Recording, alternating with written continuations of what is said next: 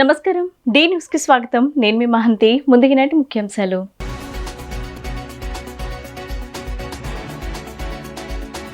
వైఎస్ఆర్సీపీ కోటి సంతకాల సేకరణ 45 రోజుల ప్రజా ఉద్యమమని వైసీపీ ఎన్టీఆర్ జిల్లా అధ్యక్షులు దేవినేని అవినాష్ స్పష్టం.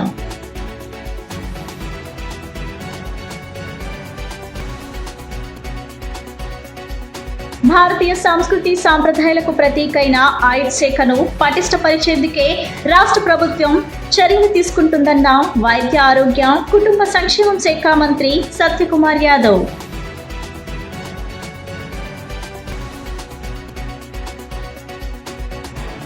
రాష్ట్రంలో యువకులకు ఉద్యోగ అవకాశాలు కల్పించడంతో పాటు ప్రజలకు సంక్షేమం అభివృద్ధి కార్యక్రమాలే లక్ష్యంగా కూటమి ప్రభుత్వం ముందుకు వెళ్తుందని తెలిపిన మంత్రి పార్థసారథి.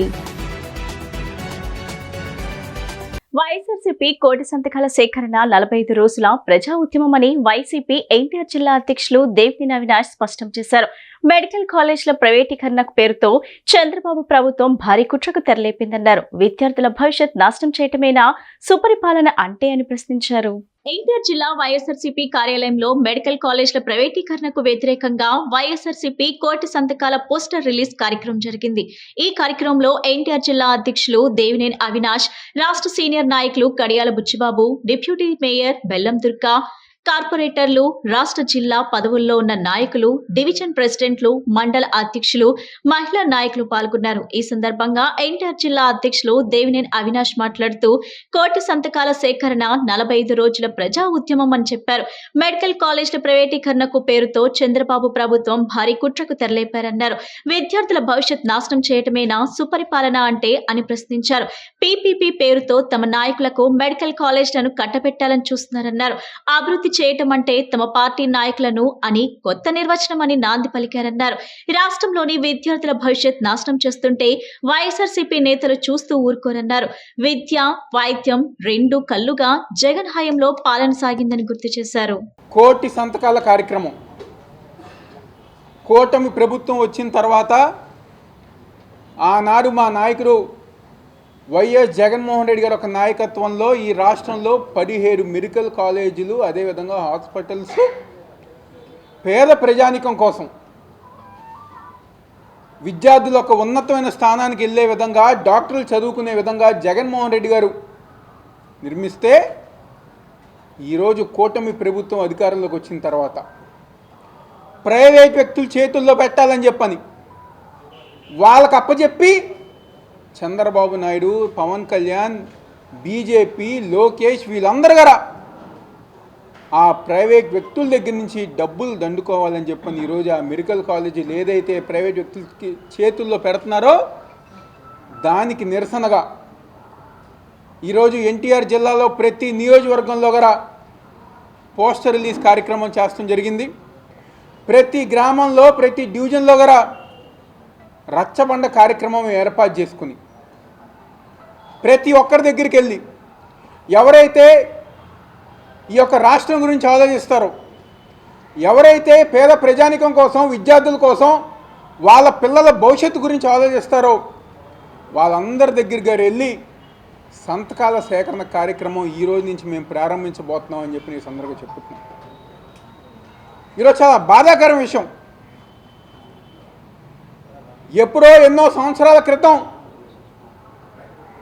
ఈ రాష్ట్రంలో మెడికల్ కాలేజీలు ఉండాలని చెప్పని తీసుకొచ్చారు. మళ్ళీ అప్పుడు దాకా జగన్మోహన్ రెడ్డి గారు ముఖ్యమంత్రి అయ్యేదాకా ఈ రాష్ట్రంలో ఉంది కేవలం 12 మెడికల్ కాలేజీలు. జగన్మోహన్ రెడ్డి గారు ముఖ్యమంత్రి అయిన తర్వాత ఈ యొక్క 5 సంవత్సరాల్లో 17 మెడికల్ కాలేజీలు ఈ రాష్ట్రానికి తీసుకొచ్చారు. బయట మెడికల్ కాలేజీలాగా కోట్ల రూపాయల ఫీజులు, లక్షల రూపాయల ఫీజులు కాదు. ఈరోజు ఎవరికైతే డాక్టర్ చదవాలని చెప్పని కోరుకుందో ఆ ఒక పేద ప్రజానికం పిల్లలు గారా మా పిల్లల్ని మేము డాక్టర్ చేసుకోవచ్చు అని చెప్పుకునే విధంగా ఈరోజు జగన్మోహన్ రెడ్డి గారు అలాంటి కాలేజీలు తీసుకొచ్చారు.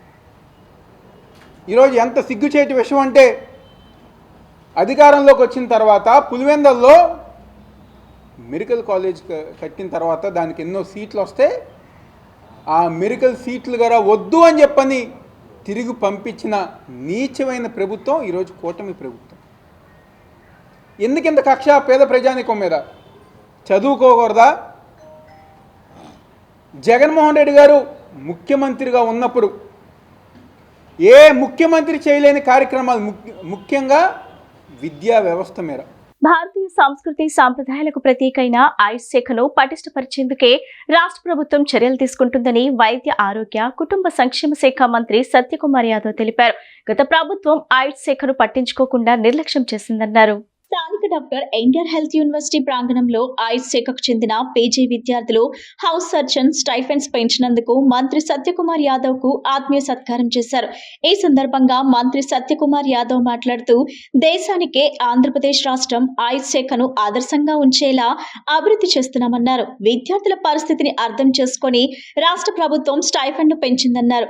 2025-26 సంవత్సరానికి రాష్ట్ర ఆయుష్ శాఖ అభివృద్ధి కార్యక్రమాల కోసం కేంద్రం 166 కోట్లు మంజూరు చేసిందన్నారు.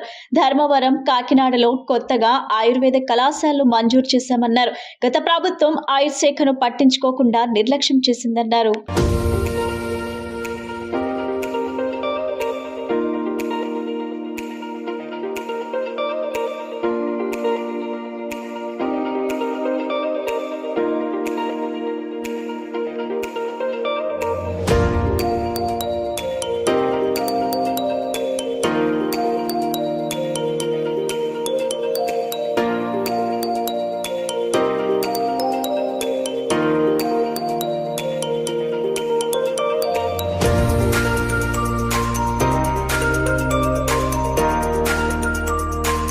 ఆయుష్ పీజీ విద్యార్థులకు కూడా స్టైఫండ్ను పెంచడం, హౌస్ సర్జన్సీ చేస్తున్న విద్యార్థులకి 3,500, పీజీ ఫస్ట్ ఇయర్ స్టూడెంట్స్కి దాదాపు 10,000, అదేవిధంగా సెకండ్ ఇయర్, థర్డ్ ఇయర్ స్టూడెంట్స్కి 8,000 to 8,500 పెంచడం. తద్వారా అదేదో పెద్ద ఉపయోగపరం కాదు, కానీ ఈ ఆయుష్ విద్యని ఆయుర్వేద కానీ, హోమియో కానీ, యునాని, న్యాచురోపతి, యోగా విద్యను అభ్యసించాలనుకున్న విద్యార్థులకి కాస్త ప్రోత్సాహాన్ని అందించడం, తద్వారా ఎంతో ఉత్కృష్టమైన మన భారతీయ వైద్య విధానాన్ని సంరక్షించుకోవడం, భావి తరాలకి దీని వైశిష్టతను తెలియజెప్పే దిశగా అనేక నిర్ణయాలు తీసుకోవడం జరిగింది. దీంట్లో భాగంగా కేంద్ర ప్రభుత్వం కూడా సంపూర్ణ సహకారం అందిస్తూ ఉంది. గతంలో ముఖ్యంగా ప్రధానమంత్రి గారు ఆయుష్ ప్రాధాన్యత గుర్తించి ప్రత్యేకంగా మంత్రిత్వ శాఖను ఏర్పాటు చేయడమే కాకుండా ప్రపంచవ్యాప్తంగా కూడా ఇవాళ యోగాకి, ప్రాణాయామంకి ప్రాచుర్యం కల్పిస్తున్నారు.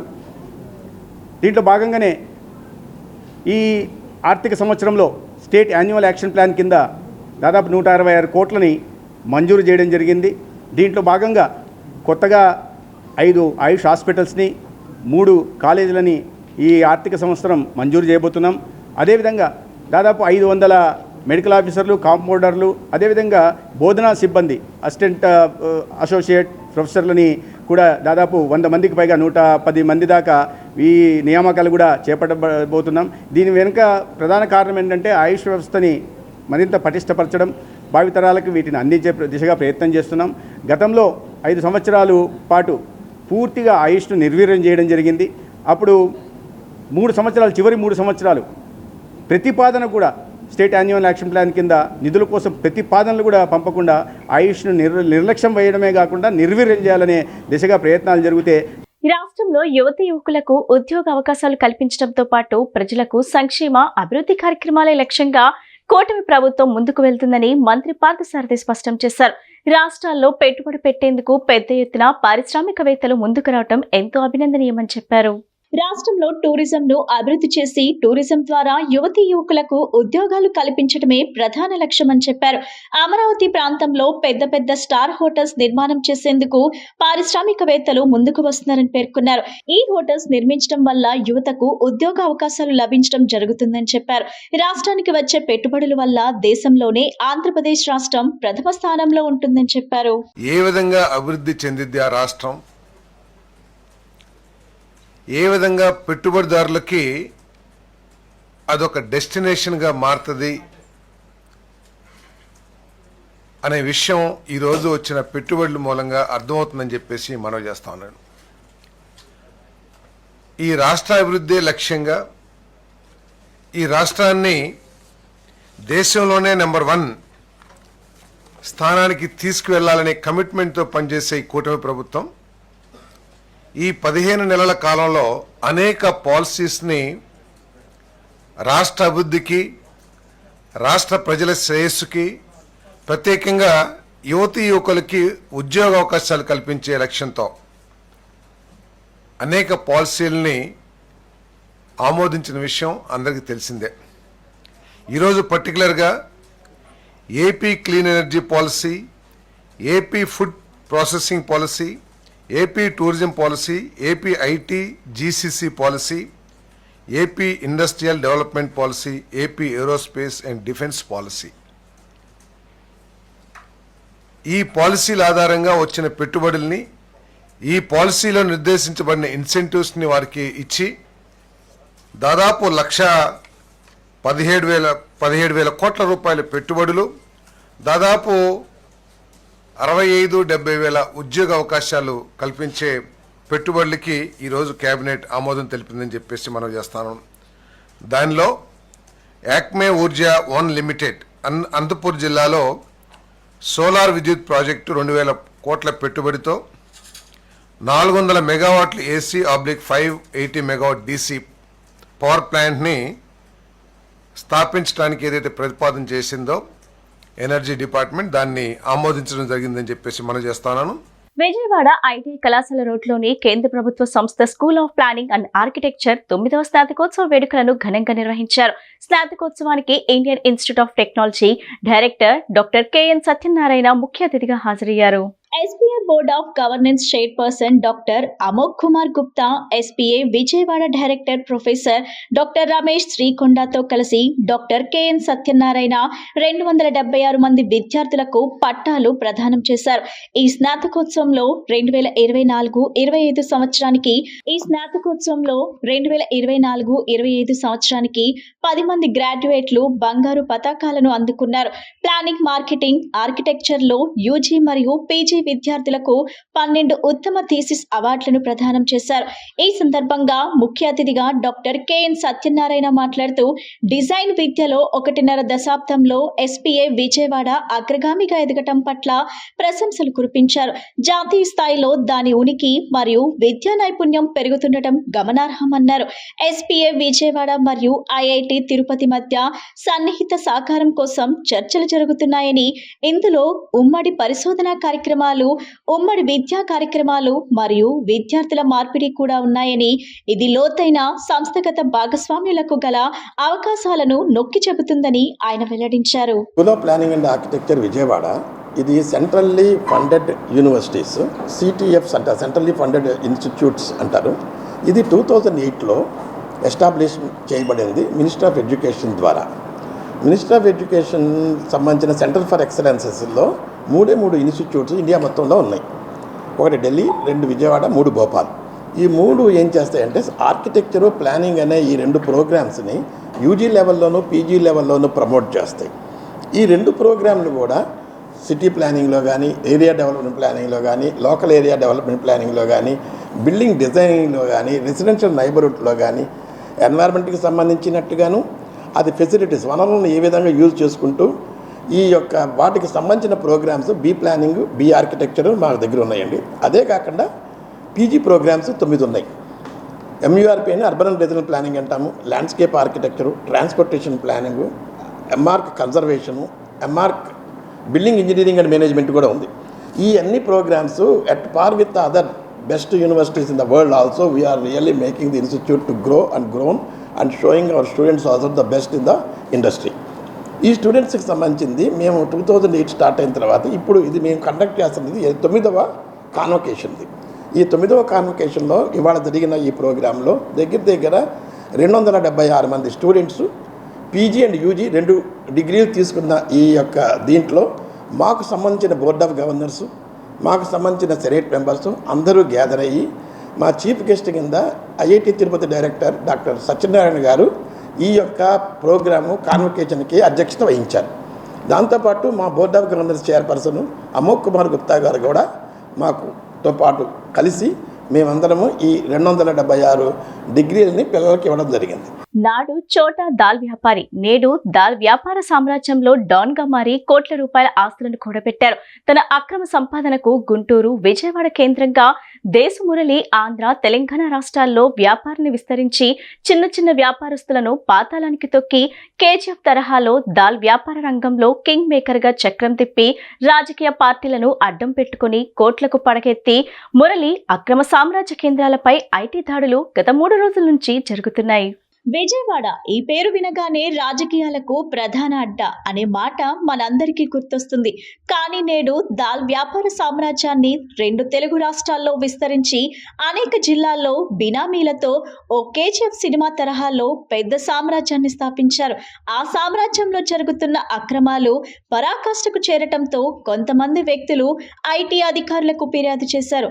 ఫిర్యాదు చేయటంతో ఐటీ అధికారులు నేరుగా రంగంలోకి దిగి దేశమురళి ఇంటిపై, అదేవిధంగా తనతో వ్యాపార సంబంధం కలిగిన బినామీలు, వ్యాపారంలో భాగస్వాములుగా ఉన్న ఇల్లు, వ్యాపార కేంద్రాలపై ఒకేసారి ఐటీ అధికారులు సోదాలు నిర్వహించారు. ముఖ్యంగా విజయవాడ సమీపంలోని మైలవరం నియోజకవర్గం సూరాయిపాలెంలోని 4 గూడౌన్లు, కొన్ని నివేశ స్థలాలు, కోట్ల రూపాయల విలువ చేసే వ్యవసాయ భూమి, గెస్ట్ హౌస్ తో పాటు మరికొన్ని ఆస్తులు ఉన్నట్లు ఐటీ అధికారులు గుర్తించారు. ఈ ఆస్తులన్నీ ఒకే రోడ్డు అంటే తన తండ్రి దేశ సుబ్బారావు నగర్ ప్రాంతంలో కూడబెట్టిన ఆస్తులు. వ్యాపార కేంద్రంగా ప్రసిద్ధిగాంచిన విజయవాడ నగరంలో ఉన్న బడా వ్యాపారస్తుల నుంచే కాకుండా పలు చిట్ ఫండ్ కంపెనీలు, తనకు పరిచయం ఉన్న మిత్రులు, బడా వ్యాపారస్తుల నుండి అతి తక్కువ వడ్డీకి కోట్ల రూపాయలు తీసుకొని ఆ కోట్ల రూపాయలతో బయట వ్యక్తులకి అధిక వడ్డీలతో వ్యాపారం చేయటంతో పాటు దాల్ వ్యాపారంలో మకుటం లేని మహారాజులాగా ఒక వెలుగు వెలిగాడు. రాష్ట్రంలోని కొన్ని జిల్లాల్లో చిన్న చిన్న దాల్ వ్యాపారులను భయభ్రాంతులకు గురి చేసి దేశ్ మురళి కోట్ల రూపాయల అక్రమ సంపదన సామ్రాజ్యానికి తెరలేపారు. ఎన్టీఆర్ జిల్లా మైలవరం నియోజకవర్గం గొల్లపూడి, పంటకాలువ ప్రాంతంలో కోట్ల రూపాయలు విలువ చేసే 1000 గజాల స్థలాలు, గూడౌన్స్, షెడ్లు నిర్మించి ఆస్తులను మురళి కూడబెట్టినట్లు ఐటీ అధికారులు గుర్తించారు. వెస్ట్ బైపాస్ ప్రాంతంలో కోట్ల రూపాయలు విలువ చేస్తే వ్యవసాయ భూములు, ఇళ్ల స్థలాలను తన అక్రమ డాల్ వ్యాపారంలో వచ్చిన సొమ్ముతో కొనుగోలు చేసిన ఆస్తులపై ఐటీ అధికారులు డేగ కన్నేశారు. మరీ ముఖ్యంగా విజయవాడ నగరంలో గొల్లపూడి హోల్సేల్ మార్కెట్, అదే ప్రాంతంలో ఉన్న వ్యాపార షెడ్లు, గూడౌన్స్, ఇళ్ల స్థలాలు, కబేలా సెంటర్లో గూడౌన్స్, కొన్ని రెసిడెన్షియల్ ఫ్లాట్స్, అపార్ట్మెంట్ ఫ్లాట్స్, ఇళ్ల స్థలాలు మురళి అక్రమ సంపాదనతో కూడబెట్టినట్లు విశ్వసనీయ వర్గాల ద్వారా తెలుస్తుంది. ఇవి కాకుండా గుంటూరు జిల్లాలో తన బినామీతో కలిసి కోట్ల రూపాయలు రిలీజ్ చేసి ఆస్తులు ఒక థియేటర్లో పార్ట్నర్షిప్ తీసుకున్నట్లు తెలుస్తుంది. మొత్తానికి ఐటీ అధికారులు 3 రోజుల నుండి అనేక ప్రాంతాల్లో సోదాలు నిర్వహిస్తున్నారు. ఉక్కు కేంద్రంగా పేరుగాంచిన విశాఖపట్నంలో 30 ఏళ్ల క్రితం పలకా బలపం వ్యాపారం చేసిన మస్తాన్తో వ్యాపార లావాదేవీలు కొనసాగిస్తూ కోట్ల రూపాయలు విలువ చేసి డైమండ్స్, బంగారపు ఆభరణాలు కొనుగోలు చేయడంతో పాటు కొంతమంది సన్నిహితుల బ్యాంక్ లాకర్లో భద్రంగా దాచినట్లు సమాచారం. మరోవైపు దాల్ వ్యాపార కేంద్రంగా ఉన్న తెనాలి హార్ట్స్ మినపగుళ్ళు వ్యాపారితో కలిసి కోట్ల రూపాయల వ్యాపార దందా కొనసాగిస్తున్న దేశ్ మురళిపై ఐటీ అధికారులు ప్రత్యేక నిఘా ఏర్పాటు చేసి సోదాలు నిర్వహిస్తున్నారు. ఆంధ్రప్రదేశ్, తెలంగాణ రాష్ట్రాల్లో వ్యాపారులపై ఆదాయపు పన్ను శాఖ ఆధ్వర్యంలో 3 రోజులు స్వాదాలు కొనసాగాయి. సంస్థల్లో బ్యాంక్ ఖాతాలు, లాకర్లు, గోదాము తనిఖీ చేసినట్లు తెలుస్తుంది. ఈ సోదాల్లో భారీ అక్రమాలు వెలుగు చూశాయి. ప్రభుత్వం పౌర సరఫరాల శాఖ ద్వారా నిత్యావసర వస్తువులు అందించే రేషన్ దుకాణాల్లో పప్పు సరఫరా ఒప్పందాలను దుర్వినియోగం చేస్తూ వ్యాపారులు కోట్ల రూపాయల కథ నడిపినట్లు అధికారులు గుర్తించారు. ఐటీ విభాగాల అంచనాల ప్రకారం 450 కోట్లకు పైగానే ఉంటుందని సమాచారం. పెద్ద ఎత్తున నగదు లావాదేవీలు జరిగినట్లు ఆధారాలు లభించాయి. హైదరాబాద్ ఇన్వెస్టిగేషన్ ఐటీ ఆధ్వర్యంలో రాష్ట్ర వ్యాప్తంగా 25 ప్రదేశాల్లో సోదాలు జరిగిన విషయం తెలిసిందే. అయితే గత 3 రోజుల పాటు ఆంధ్రప్రదేశ్లోని వినుకొండ, విజయవాడ, గుంటూరు, విశాఖపట్నం, కర్నూలు ప్రధాన పప్పు వ్యాపార గోదాములు, మిల్లులు, వ్యాపారస్తులు వణికిపోయారు. ఐటీ దాడుల సమయంలో అధికారులు కోట్లాది రూపాయల నగదును స్వాధీనం చేసుకున్నట్టు సమాచారం. ప్రభుత్వ ఆహార సరఫరా విభాగం ద్వారా పప్పుల ఒప్పందాలు కుదుర్చుకున్న వ్యాపారులు మిల్లింగ్ ద్వారా సరఫరా చేసిన పప్పులో నాణ్యత పూర్తిగా లోపించింది. మార్కెట్ ధరలు తగ్గిన తర్వాత కేవలం సగం పప్పు సరుకు ప్రభుత్వ సంస్థలకు సరఫరా చేసి మిగిలిన భాగాన్ని సరఫరా చేసినట్లు నకిలీ బిల్లులు చూపించినట్టు తెలుస్తుంది. బ్యాంక్లో బోగస్ ఖాతాలు పరిశీలనలో విషయాలు ఆశ్చర్యకరంగా ఉన్నాయి. అన్ని నకిలీ సంస్థల భాగాలు ఒకే బ్యాంక్లోని తెరవబడ్డాయి. ఖాతాలోకి డబ్బులు జమైన వెంటనే నగదు ఉపసంహరణలు జరుగుతున్నట్లు ఐటీ అధికారులు గుర్తించినట్లు సమాచారం. ఈ లావాదేవీలన్నీ ఎప్పటికప్పుడు కొనుగోళ్లు కీ రసీదులతో వచ్చే ప్రయత్నం జరిగినట్లు తెలియవచ్చింది. అక్రమాల వెనుక పెద్ద మాఫియా లింకులు ఉన్నట్లు తెలుస్తుంది. దర్యాప్తు అధికారులు మరో ఆసక్తికర అంశాలను గుర్తించినట్లు సమాచారం. 2021 అసెంబ్లీ ఎన్నికల ముందు మరియు ఎన్నికల కాలంలోనే పెద్ద ఎత్తున నగదు ఉపసంహరణలు జరిగినట్లు రికార్డులు సూచిస్తున్నాయి. ఈ వ్యవహారంలో వ్యాపారులతో పాటు ప్రభుత్వ అధికారుల ప్రమేయం కూడా ఉన్నట్లు భావిస్తున్నారు. ఇది ఒక పెద్ద నెట్వర్క్. వ్యాపారులు, సివిల్ సప్లై అధికారులు, సహకార సంస్థల ప్రతినిధులు కలిసి లాభాలు పంచుకుంటున్నారని అనుమానిస్తున్నట్లు తెలుస్తుంది. ఆంధ్రప్రదేశ్లో వ్యాపారం నడుస్తున్న మూలధన వలన హైదరాబాద్ ద్వారా జరిగిందని అధికారులు అనుమానిస్తున్నారు.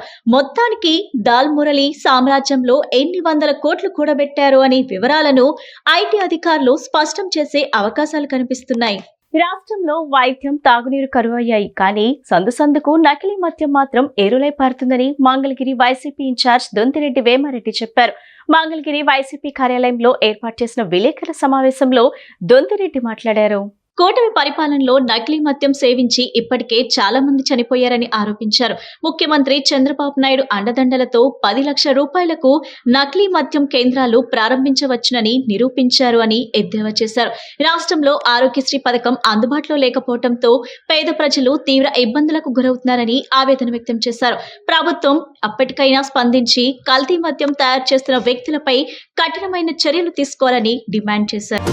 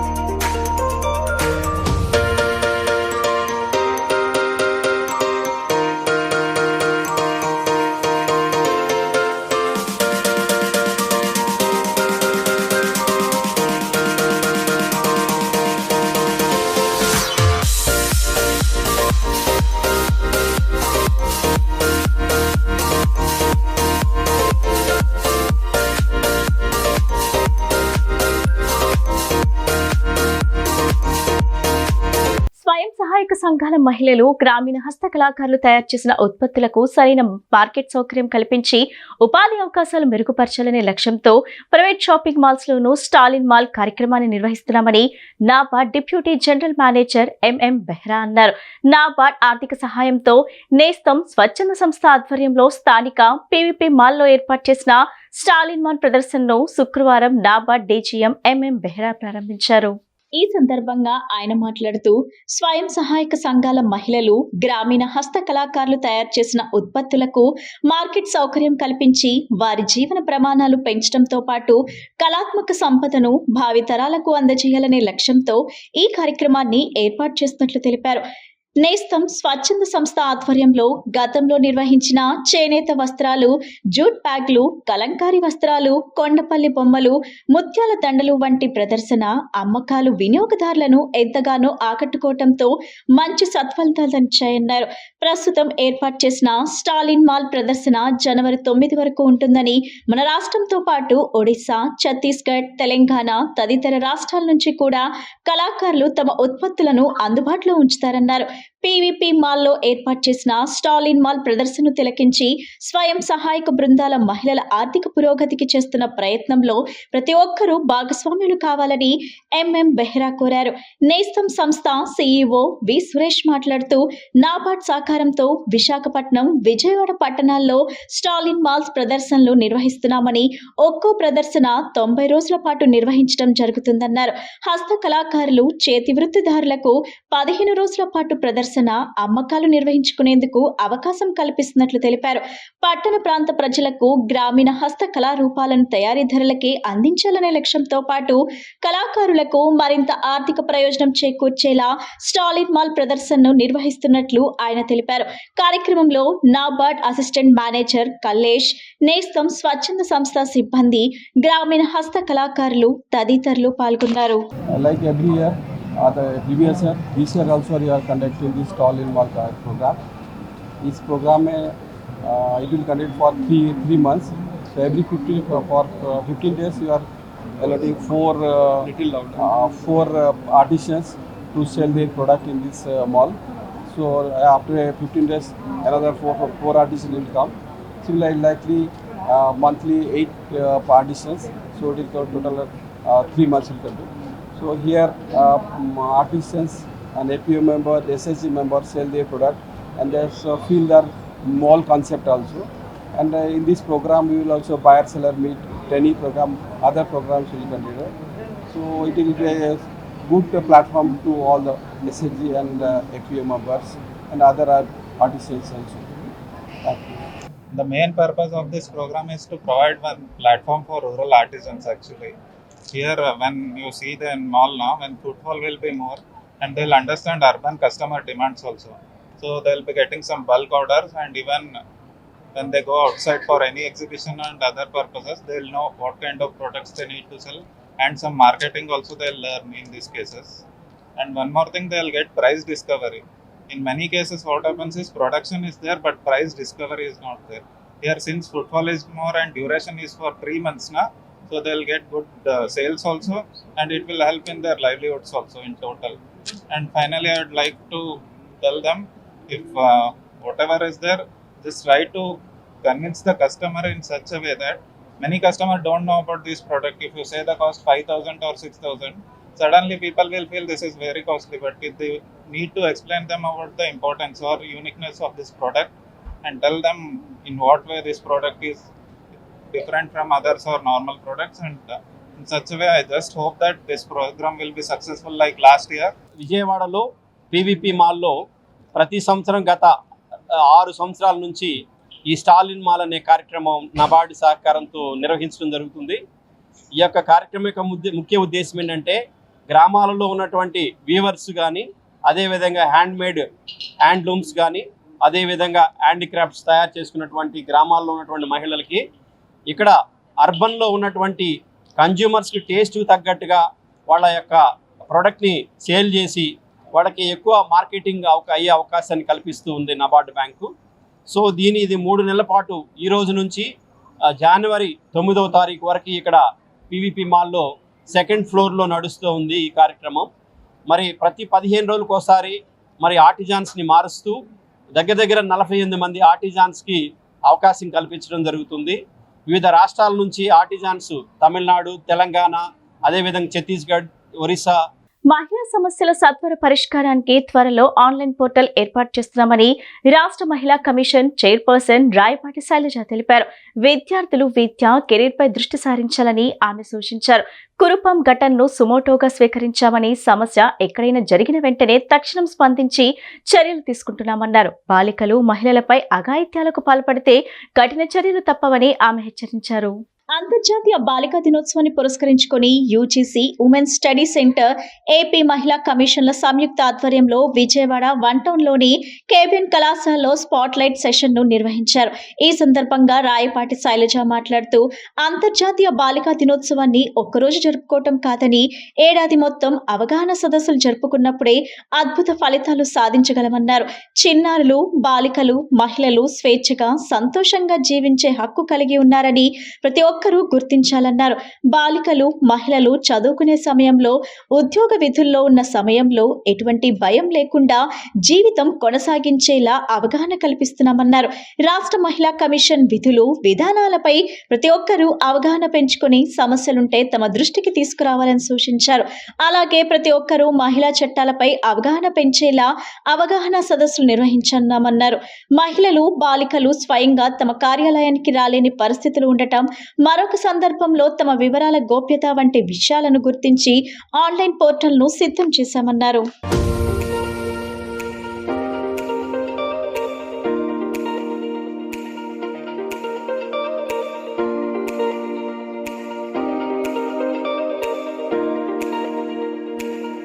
అక్టోబర్ 11th అంటే రేపు మామూలుగా international girls child day. So దాన్ని పురస్కరించుకొని ఇక్కడ కేబిఎన్ కాలేజ్లో ఈరోజు ఒక సెషన్ అనేది చేస్తున్నారు in association with women's commission. So international girls child day అంటే ఆ ఒక్కరోజే ఆడపిల్లని సెలబ్రేట్ చేయటం కాదు, year round through out her life ఆడపిల్లని ఎలా చూడాలి, ఆడపిల్ల బయటకు వచ్చి చదువుకోవటానికి కానీ లేకపోతే పని చేయటానికి వచ్చినప్పుడు ఎలాంటి వాతావరణం అనేది క్రియేట్ చేయాలనే దాంట్లో కూడా ప్రభుత్వం చాలా స్టెప్స్ తీసుకుంటుంది. సో ఈరోజు ఒక స్పాట్లైట్ సెషన్ అనేది మేము చేయటం జరిగింది. ఏంటంటే విమెన్ కమిషన్ ఏం పని చేస్తుంది, అలాగే విమెన్ కమిషన్ ఏమేమి యాక్టివిటీస్ చేస్తుంది, ఒకటి పాష్ కానీ పాక్సో కానీ, అలాగే డొమెస్టిక్ వైలెన్స్ యాక్ట్, అలాగే పోలీసులతో కోఆర్డినేట్ చేసుకొని అంటే ఫాస్ట్ పనిష్మెంట్ కానీ అదంతా కూడా ఎలా చేస్తున్నాం వాళ్ళతో కోఆర్డినేషన్తో. అలాగే ఆన్లైన్ పోర్టల్ అనేది స్టార్ట్ చేయబోతున్నాము women commission for complaints, online complaints or anonymous complaints చేయటానికి. సో వీటన్నిటి గురించి కూడా ఇక్కడ డిస్కస్ చేయటం జరిగింది. అలాగే మేము రియల్ లైఫ్లో చూసే సంఘటనలు, మా దగ్గరికి వచ్చే కంప్లైంట్స్ చాలా వరకు కూడా సొంతగా ఆడపిల్లలు తెలుసో తెలియకో జరుగుతున్నాయి. సో వాటి గురించి కూడా ఇక్కడ కూర్చున్న అమ్మాయిలకి వాటన్నిటి చెప్పి జాగ్రత్తగా ఉండాలి. అలాగే వాళ్ళు మెయిన్ ఫోకస్ ఎడ్యుకేషన్, అలాగే ఇండిపెండెంట్గా ఉండి వాళ్ళ కాళ్ళ మీద నిలబడేటట్టు దాని మీద ఫోకస్ పెట్టాలని చెప్పటం. సో అలాగే ఇక్కడ కొంతమంది అమ్మాయిలు కూడా మాకు కొంచెం అడుగుతున్నారు, ఏమండి ఆడవాళ్ళ మీద ఓకే రేప్లు జరుగుతున్నాయి, ఆ తర్వాత కాంపెన్సేషన్ అంటున్నారు, పనిష్మెంట్ అంటున్నారు, ఉంటున్నా కూడా ఇంకా జరుగుతున్నాయి కదా, why don't you stricter punishments అనేవి ఎందుకు గవర్నమెంట్ చేయట్లేదు, మీరు ఎందుకు చెప్పరు, let Andhra Pradesh be the first state to have stricter punishment against people who commit ఇలాంటి రేప్స్. ఋషికొండలో ఖాళీగా ఉన్న భవనాలను సరైన విధంగా వినియోగించే మార్గాలపై ఏర్పాటైన కేబినెట్ సబ్ కమిటీ సచివాలయంలోని 2వ బ్లాక్ లో భేటీ నిర్వహించారు. ఈ సమావేశంలో ఆర్థిక శాఖ మంత్రి పయ్యావుల కేశవ్, పర్యాటక శాఖ మంత్రి కంద్ర దుర్గేష్, సాంఘిక సంక్షేమ శాఖ మంత్రి డోలా బాలవీరాంజనేయ స్వామి, పర్యాటక శాఖ స్పెషల్ సెక్రటరీ అజయ్ జైన్ హాజరయ్యారు. గత ప్రభుత్వం హరిత రిసార్ట్ స్థానంలో ఋషికొండలో ప్యాలెస్ నిర్మాణం చేపట్టడంతో ఆ భవనాలను ప్రజలకు ఉపయోగపడే విధంగా వినియోగించాలన్న అంశంపై కూటమి ప్రభుత్వం కసరత్తు చేసింది. ఈ అంశాలపై సుదీర్ఘంగా చర్చించిన కమిటీ త్వరలోనే ప్రభుత్వానికి నివేదిక సమర్పించనుంది.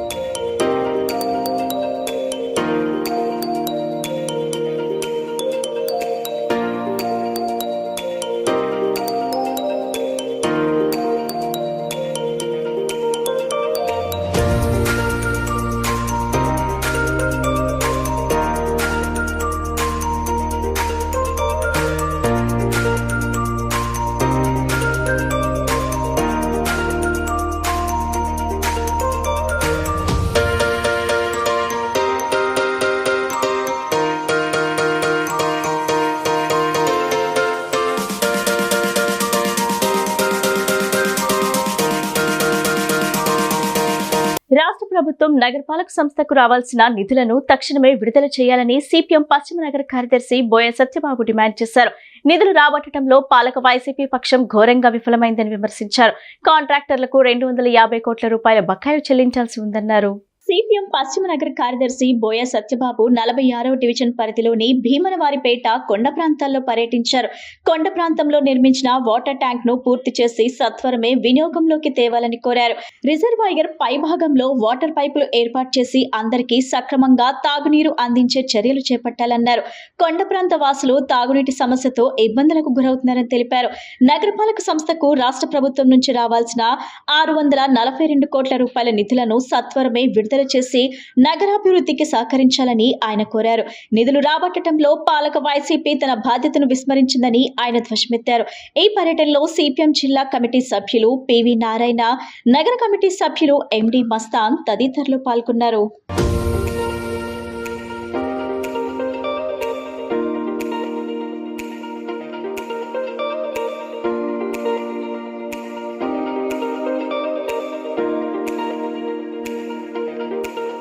విజయవాడ నగరపాలక సంస్థలో ఈరోజు అభివృద్ధి పనులు ఆగిపోయి పనులు పూర్తయిన ప్రారంభాలకు నోచుకునే పరిస్థితి.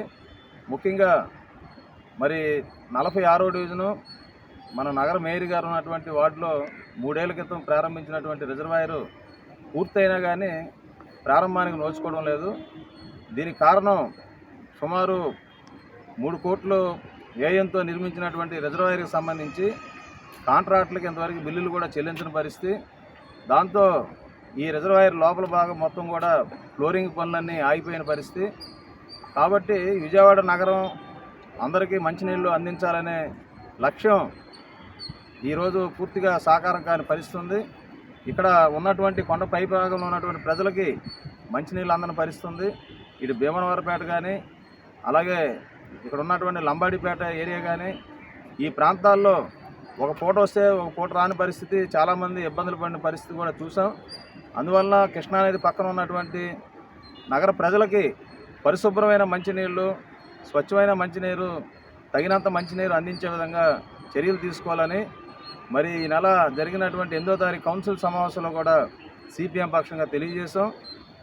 ఇప్పటికైనా రాష్ట్ర ప్రభుత్వం విజయవాడకి ఇవ్వాల్సినటువంటి నిధులు 642 కోట్ల రూపాయల నిధుల్ని వెంటనే విడుదల చేయడం ద్వారా ప్రజలందరికీ మంచినీటి సమస్యలు కానీ, అండర్ గ్రౌండ్ డ్రైనేజ్ సమస్యలు కానీ, అలాగే కొండ ప్రాంతాల్లో రిటైనింగ్ వాల్ సమస్యలు కానీ, విజయవాడ ముంపుకు గురవుతున్నటువంటి ముంపు సమస్య కానీ, అలాగే బుడమేరు ముంపు సంబంధించిన సమస్యలు కానీ వీటన్నిటికీ కొంత పరిష్కారానికి అవకాశం కలిగిద్ది.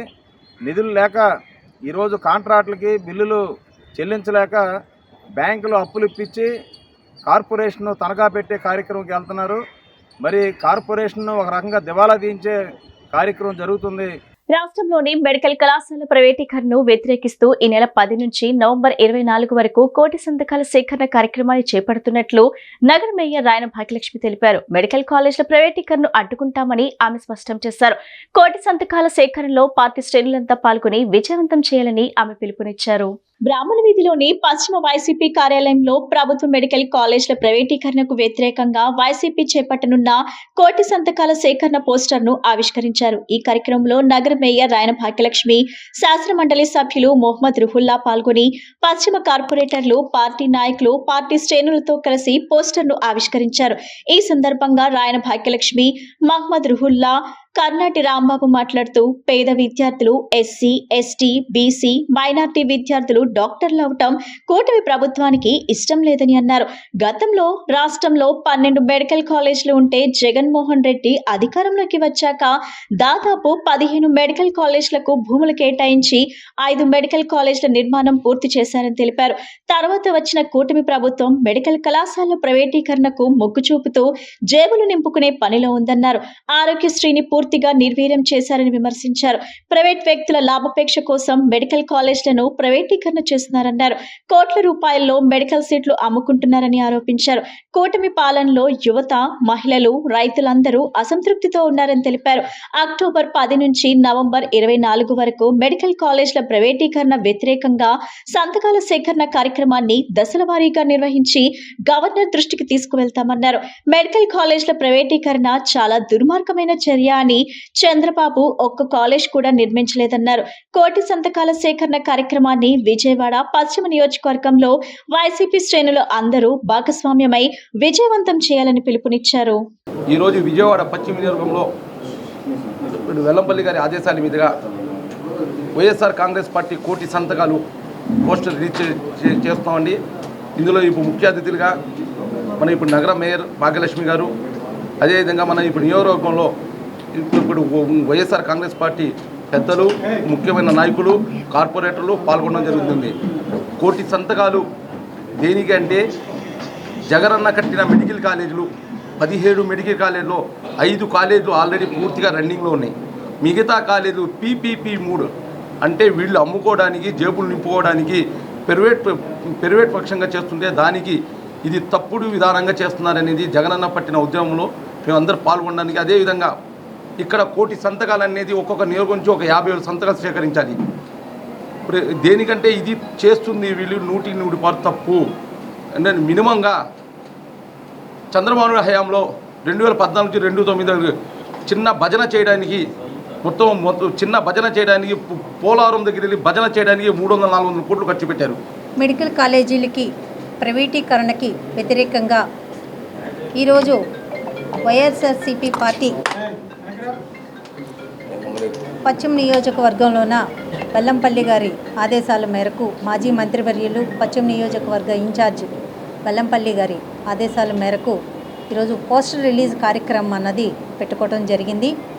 ఏదైతే రాష్ట్ర వ్యాప్తంగా 17 మెడికల్ కాలేజీలు జగన్మోహన్ రెడ్డి గారి హయాంలో ఆంధ్రప్రదేశ్కి శాంక్షన్ అవ్వటం అన్నది చాలా గర్వంగా ఫీల్ అవ్వాల్సిన విషయం. ఎందుకంటే 2014 నుంచి 19 లోపు చంద్రబాబు నాయుడు గారు 4 మెడికల్ కాలేజీలకి పర్మిషన్ తెచ్చుకోవడానికి శత విధాల ప్రయత్నం చేసినా ఒక్క మెడికల్ కాలేజీ కూడా తెచ్చుకోలేని పరిస్థితి చంద్రబాబు నాయుడు.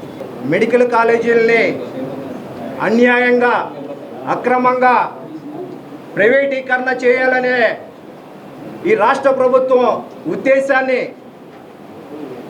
తిప్పికొట్టే విధంగా, అదేవిధంగా కోటి సంతకాల సేకరణ కార్యక్రమాన్ని శ్రీకారం చుట్టడానికి ఈ రోజున మన పశ్చిమ నియోజకవర్గంలో వైఎస్ఆర్ కాంగ్రెస్ పార్టీ కార్యాలయం సీనన్న ఆధ్వర్యంలో, అలాగే ఈ కార్యక్రమానికి పోస్టర్ రిలీజ్ కార్యక్రమానికి కూడా మా ఎమ్మెల్సీ గారు రూహుల్లా గారు, అలాగే నగర మేయర్ గారు సోదరి భాగ్యలక్ష్మి గారు, మా కార్పొరేటర్లు కానీ, అలాగే పార్టీ నాయకులు, మహిళలు, ముఖ్య నాయకులందరూ కూడా విచ్చేయడం జరిగింది. ఈ రోజున జరుగుతున్నటువంటి రాష్ట్రంలో అరాచకమైనటువంటి పాలన, అన్యాయమైనటువంటి పాలన. డిఎస్సి 1998 ఉపాధ్యాయుల రెగ్యులరైజేషన్ చేయాలని అసోసియేషన్ అధ్యక్షులు బైరెడ్డి శ్రీనివాసరెడ్డి కోరారు. శుక్రవారం గాంధీనగర్ ప్రెస్ క్లబ్ లో ఏర్పాటు చేసిన విలేకరుల సమావేశంలో ఆయన మాట్లాడారు. రెగ్యులర్ ఉపాధ్యాయులు మాదిరిగానే మాకు ప్రయోజనాలు కల్పించి హెల్త్ కార్డులు మంజూరు చేయాలని, 25 సంవత్సరాల నుండి నష్టపోయిన మాకు ప్రభుత్వ సర్వీస్ ను క్రమబద్ధీకరణ చేసి 62 సంవత్సరాలకు సర్వీస్ ని పొడిగించాలని కోరుతున్నాం. పదవి విరమణ పొందిన ఉద్యోగస్తులకు 20,000 పెన్షన్ సదుపాయం కల్పించి అన్ని విధాలా మా కుటుంబాలను ఆదుకోవాలని కోరారు. రేపు గాంధీనగర్ ధర్నా చౌక్ లో జరిగే డిఎస్సి 1998 ఉపాధ్యాయుల నిరసన కార్యక్రమానికి ప్రతి ఒక్కరూ హాజరవ్వాలని, ప్రభుత్వానికి మా యొక్క సమస్యలను తెలియజేసి మా అందరికీ న్యాయం జరుగుతుందని ఆశిస్తున్నామన్నారు. ఈ కార్యక్రమంలో కార్యదర్శి బి కామేష్, అప్పలనాయుడు, రాంబాబు తదితరులు పాల్గొన్నారు. 1998 ఎండిఎస్ ఉపాధ్యాయుల విజ్ఞాపన సభ కార్యక్రమం రేపు ధర్నా చౌక్ నందు జరుగుతున్నది. మాకైతే మేము 98లో అంతా కూడా రెగ్యులర్ నోటిఫికేషను, అలాగే రిటర్న్ టెస్ట్ రాసి ఇంటర్వ్యూ కూడా పేస్ చేసి మెరిట్ లిస్టులో ఉన్నటువంటి మా అందరూ కూడా అప్పుడు మాకు అన్యాయం జరిగింది. ఆ అన్యాయాన్ని కూడా 20 సంవత్సరాలు కూడా భరించి బాధించి చాలా ఇబ్బందులు పడి మేమందరం కూడా ఎప్పుడు మాకు కోర్టులు కూడా న్యాయస్థానాలు తిరిగాం. న్యాయస్థానాల్లో కూడా న్యాయం మాకు పేపర్కి వచ్చినా కూడా ప్రభుత్వాలు కూడా మాకు ఉద్యోగాలు ఇవ్వలేదు. గత ప్రభుత్వంలో 2023 ఏప్రిల్ 23న మాకు MTS ఉపాధ్యాయులుగా కూడా మాకు అపాయింట్మెంట్ ఇవ్వడం జరిగింది. ఆ రోజు కూడా 25 సంవత్సరాలు మేము నష్టపోయినా మరి మాకు కూడా కాంట్రాక్ట్ బేస్లో మినిమం టైం స్కేల్ కింద మాకు నియమించబడ్డాము. మాకు అప్పటికే 20 సంవత్సరాలు బాగా నష్టపోయినా మరి ఇప్పటికి కూడా మనకి కాంట్రాక్ట్ బేస్ ఇవ్వడం కూడా ఇంకా కూడా నష్టపోతూనే ఉన్నాము. మేము 25 సంవత్సరాల నుంచి నష్టపోయినాం. అది గవర్నమెంట్కి తెలుసు. మన ఈ మంత్రి గారు ఉన్నప్పుడే, మన చంద్రబాబు నాయుడు గారు ఉన్నప్పుడే మాకు ఈ డిఎస్ జరిగింది. అప్పటి నుంచి మేము కొన్ని ఇబ్బందుల వల్ల, కొన్ని ప్రాబ్లమ్స్ వల్ల మాకు ఇట్లా జరిగింది. కాబట్టి మాకు మానవతా దృక్పథం మీద ఆయనే కమిటీ చేసినాడు. ఆ కమిటీ తీర్మానం ప్రకారం మాకు ఇప్పుడు ఉద్యోగాలు వచ్చినాయి. అది MTS పద్ధతిలో.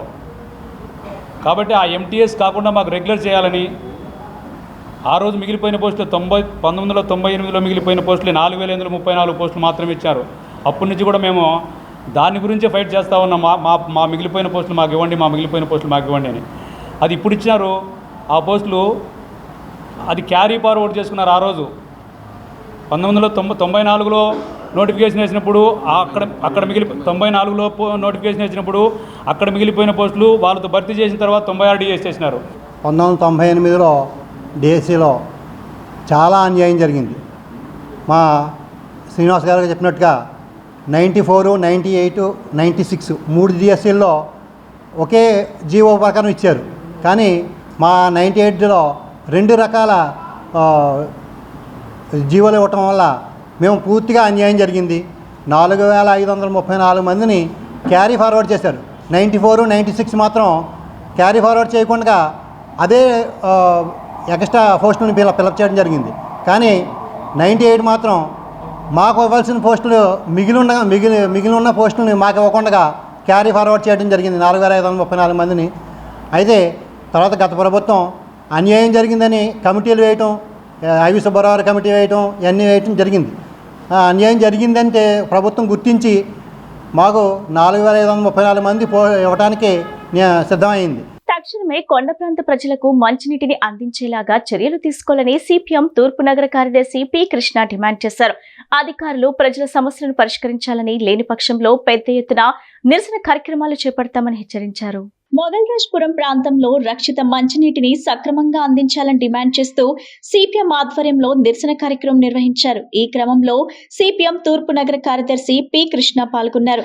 ఈ సందర్భంగా ఆయన మాట్లాడుతూ స్థానిక ప్రజలకు మంచినీటిని అందించాలని ఎన్నోసార్లు నిరసన చేసిన ప్రభుత్వం, అధికారులు కానీ స్థానిక ప్రజాప్రతినిధులు ప్రజా సమస్యలను పట్టించుకోకపోవడం దుర్మార్గమని విమర్శించారు. గత ఏడాది క్రితం ఈ ప్రాంత ప్రజల కోసం మంచినీటి ట్యాంక్ నిర్మాణం చేస్తామని చెప్పి ఏడాది గడుస్తున్నా ఎటువంటి నిర్మాణ పనులు మొదలు పెట్టకపోవటం సిగ్గుచేటన్నారు. విఎంసీ అధికారులు, ప్రజాప్రతినిధులు తక్షణమే ప్రజలకు మంచినీరు అందించే విధంగా చర్యలు తీసుకోవాలని డిమాండ్ చేశారు. విజయవాడ 7వ డివిజన్ మొగల్రాజ్పురంలో బోయపాటి మాధవరావు గారి వీధి కొండ ప్రాంత వాసులు మంచినీళ్లు లేక ఇక్కట్లు పడుతున్నటువంటి పరిస్థితి. దాదాపుగా ఇప్పటికే 10 నుంచి 15 సార్లు సంబంధిత అధికారులకి మాకు మంచినీటి సమస్య ఉంది, ఈ సమస్య పరిష్కరించండి అని చెప్పేసి కార్పొరేటర్ దగ్గర నుంచి పై స్థాయి అధికారుల దాకా ఎమ్మెల్యే గారు వచ్చిన ప్రతిసారి చెప్తా ఉన్నటువంటి సమస్య మంచినీళ్ళు అందించండి బాబు అని. కానీ ఇక్కడ ఉన్నటువంటి సమస్యని ఎప్పటికప్పుడు విని పెడచెవిని పెట్టడం తప్ప సమస్య పరిష్కరించేటువంటి పరిస్థితి ఇక్కడ ఉన్నటువంటి కార్పొరేటర్ గారు కానీ, ఇక్కడ ఉన్నటువంటి ప్రజాప్రతినిధి ఎమ్మెల్యే గారు కానీ ఈ సమస్యని పట్టించుకునేటువంటి పరిస్థితి లేదు. ఒక పక్క కార్పొరేషన్ అధికారులు కూడా ఈ సమస్యని ఇది పెద్ద సమస్యగా కాకుండా వాళ్ళు చెప్పినటువంటి సమస్యను పెడచెవిని పెట్టేటువంటి పరిస్థితి. రాత్రిపూట అర్ధరాత్రి 2 గంటలకి 3 గంటలకి 1 గంట సేపు నీళ్లను వదిలితే ఇక్కడ ప్రజలు ఏ రకంగా వాటిని మంచినీటిగా వినియోగించుకుంటారు, ఆ సమయంలో ఎట్లా అందరికీ అందుతాయని చెప్పేసి అడుగుతా ఉన్నాం. ఆ సందర్భంలో కూడా అర్ధరాత్రి ఇచ్చేటువంటి నీటిని కూడా చాలా సన్నటి ద్వారా సరిపడా లేనటువంటి పరిస్థితి. ఇక్కడేమో ఓ పక్కన కమిషనర్ గారు, మేయర్ గారు, పాలకులంతా 24 గంటలు విజయవాడలో మంచినీళ్ళు అందుబాటులో ఉంటాయని చెప్తా ఉన్నటువంటి సందర్భంలో మరి మొగల్రాజ్పురమే కాదు, దాదాపుగా విజయవాడ నగరంలో చాలా ప్రాంతాల్లో కూడా మంచినీటి కొరత ఉంది. వర్షాకాలంలోనే ఈ రకమైనటువంటి సమస్య చూస్తుంటే రాబోయేది వేసవికాలంలో ఎంతటి సమస్య ఉంటుంది అనేటువంటిది కూడా ఆలోచించాల్సినటువంటి అవసరం ఉంది. గత సంవత్సరం ఇదే ప్రాంతంలో డయేరియాతో చాలా ఇబ్బంది పడినటువంటి పరిస్థితి ఉంది. అప్పుడు కూడా కొత్త ట్యాంక్ నిర్మాణం చేపడతామని చెప్పినటువంటి పరిస్థితి. కానీ ఇప్పటికి కూడా ట్యాంక్ నిర్మాణం పట్ల ఎక్కడ కూడా మాట్లాడేటువంటి పరిస్థితి లేదు. ఇక్కడ కొత్త ట్యాంక్ నిర్మాణం తక్షణమే చేపట్టాలి. అదే సందర్భంలో పైపు లైన్లు కూడా వాటిని మార్చాల్సినటువంటి అవసరం ఉందని చెప్పేసి ఈ సందర్భంగా చెప్తా ఉన్నాం. వార్తలు ముగించే ముందు ముఖ్యాంశాలు మరోసారి.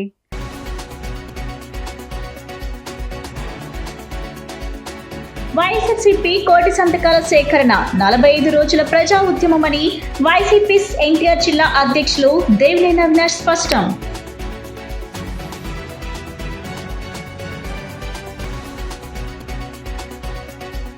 భారతీయ సంస్కృతి సాంప్రదాయాలకు ప్రతీకైన ఆయుధ్ శాఖను పటిష్టపరిచేందుకే రాష్ట్ర ప్రభుత్వం చర్యలు తీసుకుంటుందన్న వైద్య ఆరోగ్య కుటుంబ సంక్షేమం శాఖ మంత్రి సత్యకుమార్ యాదవ్.